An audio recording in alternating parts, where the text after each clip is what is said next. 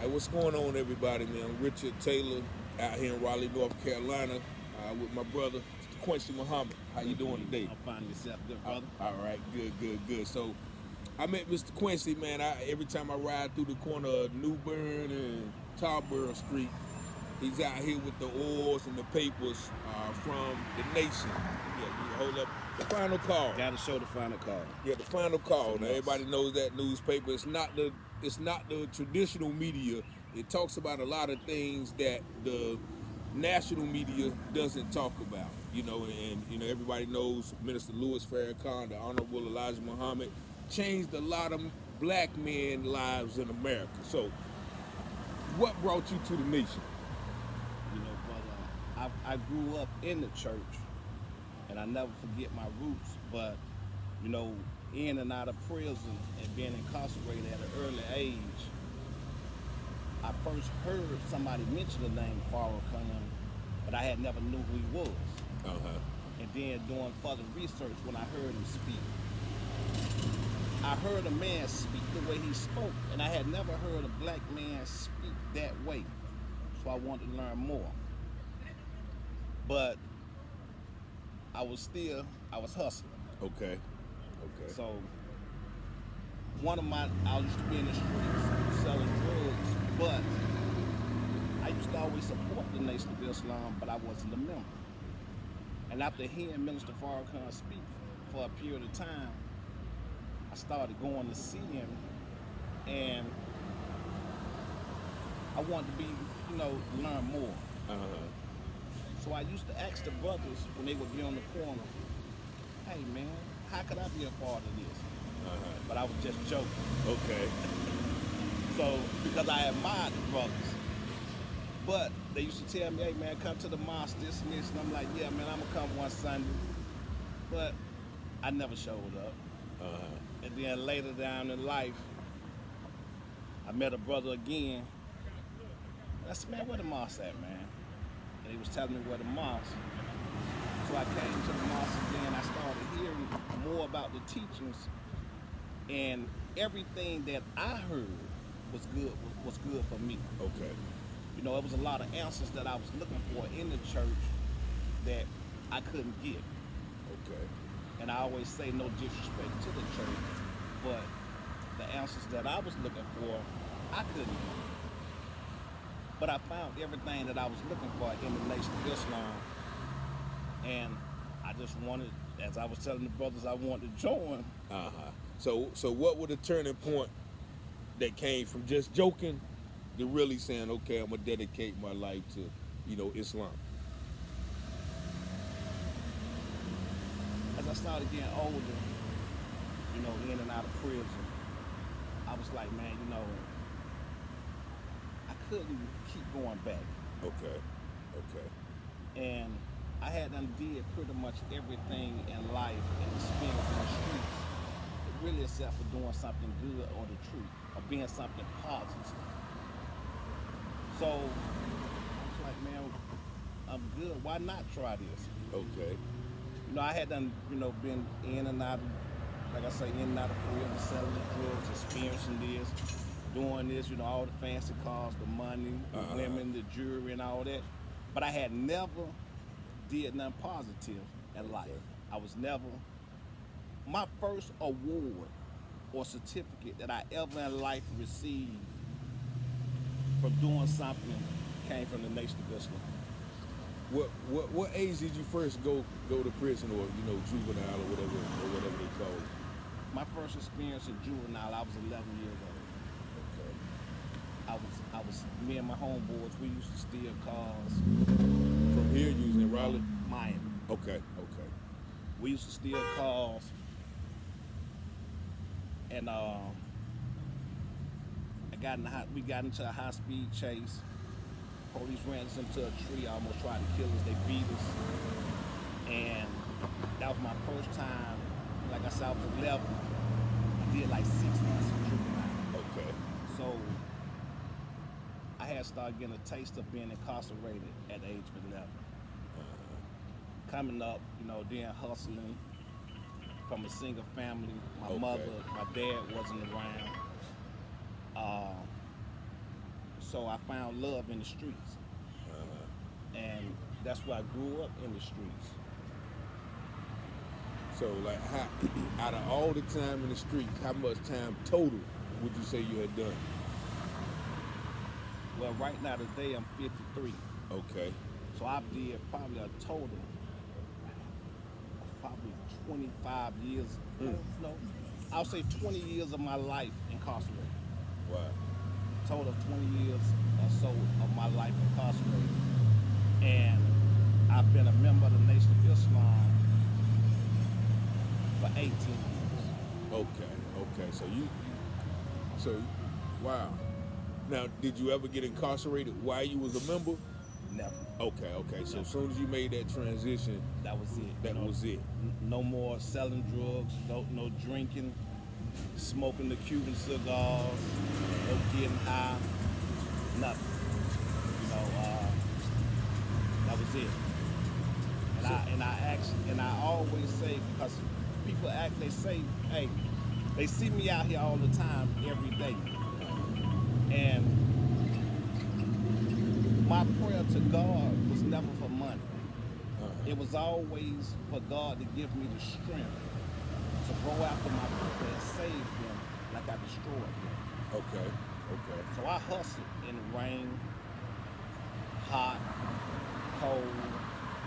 So if you come out here, if it's raining, snowing, I don't care how hot it is or how cold, you'll find me out here. Yeah, I just got, I literally, I live in Goldsboro. So I said, when I come to Raleigh to meet some of my clients, I'm going to stop by and see if you're there. I rode him the street. I was like, okay, he there. He always there. Yes, sir. He always there.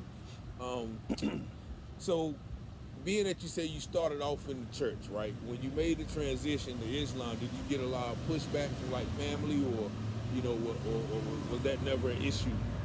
The craziest thing about that, right? Me coming up. Do I got $1? No, I don't. That's my sweetheart. She comes to us every day. I don't got no. Me going to visit Minister Farrakhan, going to see the minister at an early age. One of the first people that would go with me to see the minister was my mother. Okay. She was a Christian. She was a Christian too. Okay. So I'm thankful to Allah, because when I joined the Nation of Islam, my mother joined too. Okay. So I didn't get no backlash because my mother's a registered member of the Nation of Islam as well. Okay. Because she saw the change in you, in me, through from Islam. her son being this person in the streets, and as we say in the streets, a 4-star general. Okay. In the streets. Okay. So when she saw that, and she saw me change and this and that, my mother came too. That's what's up.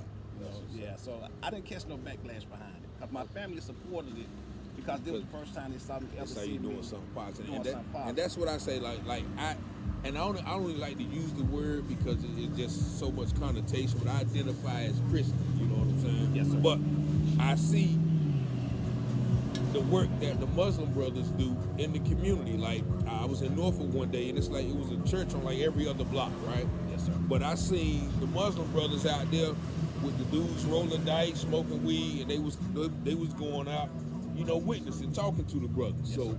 that's one thing I respect, always respect. And that's what actually made me go to the masjid that Sunday. They invited me out there, I came, you know what I'm saying? But I always listen to, the teachings I read, Message to the Black Man, How to Eat Right to Live. And I listen to, because he talks about, life from a practical standpoint on what makes, the black man better.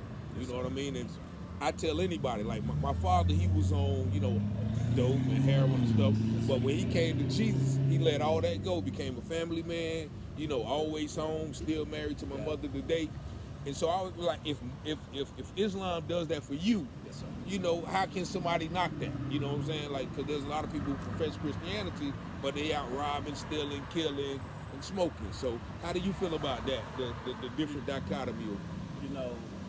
One thing, and I say this, and that's why I said in the beginning, no disrespect to the church. Definitely, yeah. Because the people, you hear in the Bible. It is disrespect to the church. It says, because if you stand next to a minister, understand you protocol, and at the end of the day, understand the one thing you cannot do is service another person. If you ever see somebody fall, that's the last thing you cannot do is identify them. So when you see a shame in language, I said all you have to do is put two people to the side. You can even get a culture. I said you put something from one country to another. So if you stand beside a motherfucker, understand you stand beside them, understand. Come around here and let the people see you. Come around here and let these people what see I'm trying to say you. is, Because you talk to me every on the day. fence, understand. So if I come here and ask Come you here, $2, understand, why would, understand, and you saying, understand, that's too much. How the fuck is that too much? So that you call somebody Brittany and you stand here, I think you get the same freaking image. I said, can I have $2? Yeah, if I had to, I would give it to you. So if he said he had $2, that's understand I didn't from church. So it's can I have $2, sir? Brittany, you know I give you money every day and I'm going to give it to you. So let me finish this here. So when you finish, I ask for my $2 on the slate, All right. understand, you just got murdered. All right, I just want the people to see. I'm just saying, understand, be careful, understand what you All right, said. Brittany. Yeah, definitely. And the thing is, right, but that's a great example, you know, because we say we love our people. And you can finish your discussion. You can't say you love black people and are afraid to go after them. Exactly. So you see me on the block with the That's red and the right. blue. They know who I am. Okay. And what I you can, sit down with them Yeah. because I come from there. Yeah. so let me go get So you don't find me sitting in the mosque or all the time. This is where you find me out here. I'm not afraid of the people in the streets because that's where I But come you- from. Yeah. That's But what I you know. are. You know what I'm saying? I wear the tattoos, the gunshot wounds, the stabs, all of that. I have that. Okay. I come from there. So, and I can speak their language because Yeah. those are my people. So, I'm not going to sit in there and they say, oh, you can do all things through Christ Jesus that strengthen you, but you don't go out here after the people. Exactly. See, I have a problem with that. Yeah, me too. A lot And of that means we take So everybody knows, security. you always see the brother out there, whether, like You I say, still if talking it's about giving cold, $1. if it's snowing, raining, I don't care how hot, I'm out here because that's what I love my What you people. doing, bro? And this is where I come from. So, That is. you know, as we say, we have churches on every corner, but the church ain't coming out here to the people. They come out here on the Move your head on out the the way. Move your head. weekend. They Move your got a head. big this to be shown or seen and this and this, and then you don't see them no more. Or you got to select a few groups of people that you see or you go visit. You know, I love the people, especially my homeless brothers and sisters or the ones that's on drugs. I hug them and I show them love because they say, oh man, you just... No, but I don't care nothing about a brother don't have on those shoes or he dirty or this and that there. Yeah. That could be washed off. Yeah. I like that. But that person, how you ever would know if God sent that person to you, or as the book say, when Christ said he came among his own, they didn't know him. They didn't receive him. Yeah. How do you know or not if that's Jesus or not? Exactly. Be careful to entertain strangers, because Yeah, some have yeah. entertained angels unaware. So that might be Jesus right here coming to us. And we kicked him to the curb because he was dressed dirty. Yeah. Or he was smelling like this and that there. Yeah. And then he gonna tell you, depart from me, you workers of iniquity. So when I'm out here, I see the people, they shoot their nose up at me, bro. And I'm dressed nice. I smell nice. Clean shave and everything. Yeah. And if they do it to me, Yeah. imagine what they're gonna do to the rest of the people. Yeah. But you know, That's the most honorable Elijah Muhammad told us to always take plenty. So take plenty. plenty. Take plenty. And what does it mean by that? What does it mean So by that? when people come to you and you offer them the word of God and they tell you, nigga, get out my face with this shit. Okay. Or y'all niggas going to hell, or this Farrakhan ain't this, and this. And you still smile and say, I love you anyway, Oh, brother. take plenty. Like take Yeah. plenty of Take plenty. British. Okay. Take I like every that. day. I like that. So this is the meaning of turn the other cheek. Okay. You know, when your people can scorn you and do all this and you still can smile and say, yes, sir, or yes, ma'am, or I love you still, brother, or you reach out to extend your hand to them. So You know, like I say, I see the church people and this, and this is why the condition of our people the way it is. And that's the last question I'm gonna ask you. I know you got customers coming up here and everything. Yes, sir. So the last question is, we talked about the state of Black America, you know, and I know it's a conference coming up, but through your teachings, through your knowledge, through your, you know, your understanding of being out here, but also being, you know, being with the teachings, what do you think, you know, the state of Black America is, and how can we move forward and, you know, progress? Well, brother, first of all, we gotta first, because it's for Black America, we as Black people have to settle our differences and put down the petty thing. We're religious game bangers. Yeah. See, you talk Yeah. about the Bloods and the Crips need to stop this. We religious game bangers. Yeah, we are. You know, I don't mess with the Muslims because they this, or I with the Christians and this and this. So before we have to settle our differences and put that down, because God will deal with that. We got to come together as a union of people, and let's go to work. And then we can change the condition of our people overnight. Definitely. And the greatest example is we have the anniversary. All right, now. How you feeling today? Yes, sir. You working hard? I know. You know it's always a pleasure seeing you. Yes, sir. All right, I'll see you. And see, it was a time, man, well, I wouldn't talk to them. Yeah, exactly. That's the change, though. And when they pulled up, they had the utmost respect for me. I see. Yeah, they hit the lights. I wonder were they trying to stop somebody, but they did have He's to. getting my attention Yeah, and all that. exactly. And see, this is what I'm saying. We have to put our differences aside, man, and we Exactly. can change it. And the greatest example is the Million Man March, which is the anniversary coming up in October the 15th and 16th. When the minister called for 1 million black men, he didn't call for 1 million men, Spanish men, and that's the agenda. 1 million black men. He didn't say Christian men. He didn't say said Muslim black men. men. He didn't say 5%ers. He None didn't of say that. Hebrew Israelites. None of that. He didn't say, nation of gods and nerds. None of that. None of that. And it was on a Monday, but 2 million black men showed up. Muslims, Christians, Hebrews, atheists, blood, crip, folk corner hustlers, Okay. whatever, they was there. Yeah. And we was all tight, arm to arm brothers.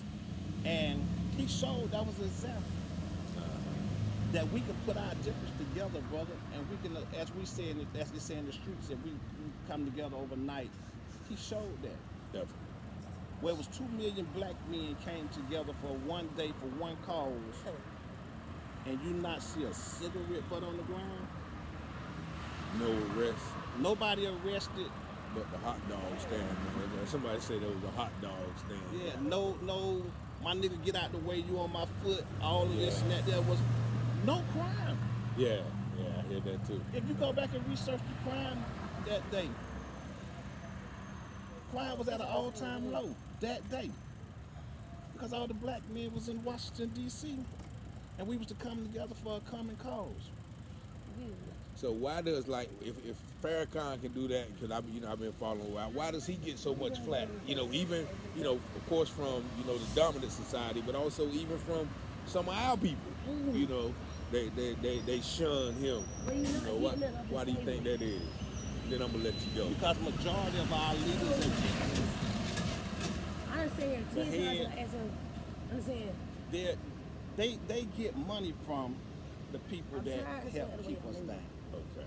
Hey, you don't know See, further around. I'm saying. Our money in the Nation of Islam come from brothers like you and other brothers who buy our papers. We don't get support from the government. So, yes, sir. I'm good. Yeah, I take some. Yeah. You got people buying your food and everything. They always offer me coffee. in the Yeah. morning. Okay. I take some. Yes, sir. So They get money from the people. we don't get money from the government. Really? So I heard Minister Farrakhan say this, and we as followers of Farrakhan is a free black man. Yeah.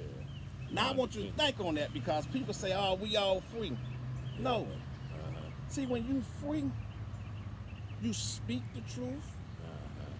You don't have to answer to nobody. You ain't got to sugarcoat what you say. When I come to work, because I work for Farrakhan Yeah. and God, Uh-huh. I dress how I please, which this is our uniform, All right. but I ain't afraid to speak Yeah. however I am, because I don't, you can't buy me. Yeah. And you can't counsel you. Yeah, and you can't tell me when to take a break or when to go home or how long I can go to the bathroom. Yeah. See, that's a free black Yeah. man. I love it. I work for myself too. Exactly. But I work for corporations and been in there. I made good money, but every day I came to work, I had to put up with somebody telling me what to do, somebody talking to me any kind of way, somebody threatening me with my livelihood. Yes, you know sir. what I'm saying? Yes, so sir. that's not freedom, you know. It's not freedom. Yeah, that's not freedom. So Minister Farrakhan and the Nation of Islam has a plan and a solution. Some people say, well, it may not be the solution, but we have a solution. Definitely. And why not try it? So we know and we see the benefits of what this teaching does. And, when Farrakhan can make the black man pull his pants up, you don't call the black woman a bitch or a whore no more. You call her a queen. You become husbands now instead of boyfriends and See, all you got this. the ring on your finger. Yeah. And you start to become a father to your children and not just baby daddy. See, that destroys the white man's plan. Now, he has a problem with that, because when we straighten ourselves up and we start to be fathers to our children and husbands to our wife and not abusive in this, it's jailhouses get him. So, because he built them to house us. Exactly. Yeah. We stop eating pork and stop drinking liquor. The medical facilities. The go liquor down. store closes down then. Okay. That's right down the street here in the I black see it. neighborhood. Yeah. See, because now you cleaned up.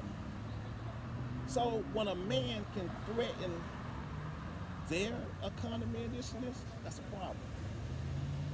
And then when a man can speak the truth and not afraid, and he don't bow down. Mr. Farrakhan is 90 years old, brother. 90. Yeah. And they still are afraid of this man. A Yeah. 90-year-old man. Yeah. And he's more relevant take him off the today. YouTube, take him off the internet and everything, right? That's what I'm saying. Yeah. Yeah. So I That have a power. saying. I have a saying when I'm out here. I always say Farrakhan speaks, because man, he lives and he speaks through all of us, brother. Definitely. So if you're not in filling one of their beds in the jailhouse, or neither am I, that's money they're losing. Well, you know everybody. Man, and Yeah. a lot of the people that roll by and blow, and I won't wait because we're doing the interview. Yeah, appreciate it. Yeah, appreciate it. Yeah. But man, I always say it don't hurt to try. Just come try. What do you have to lose?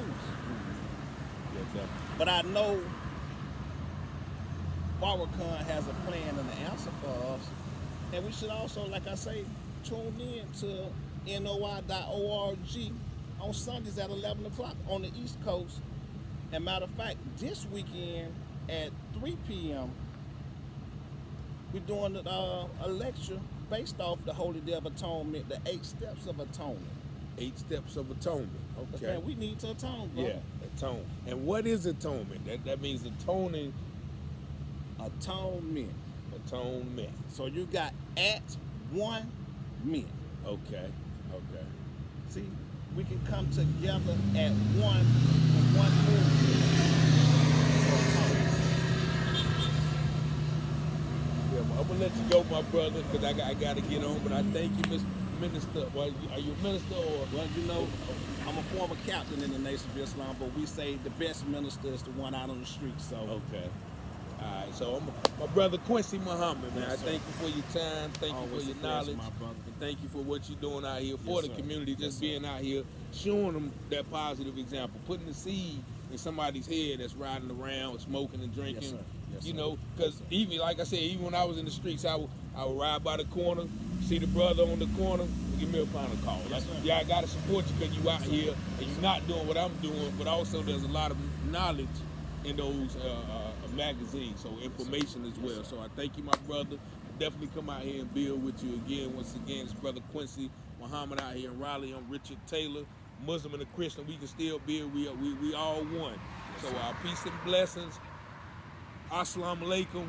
Allahu Akbar. God is good. Allahu Peace and Akbar. blessings. And please support the brothers when you see them on the corner with the final call. I'm telling you, that's how they In live. whatever city. In whatever city you in. Yes, sir. Peace and blessings. All right, Assalamu alaikum.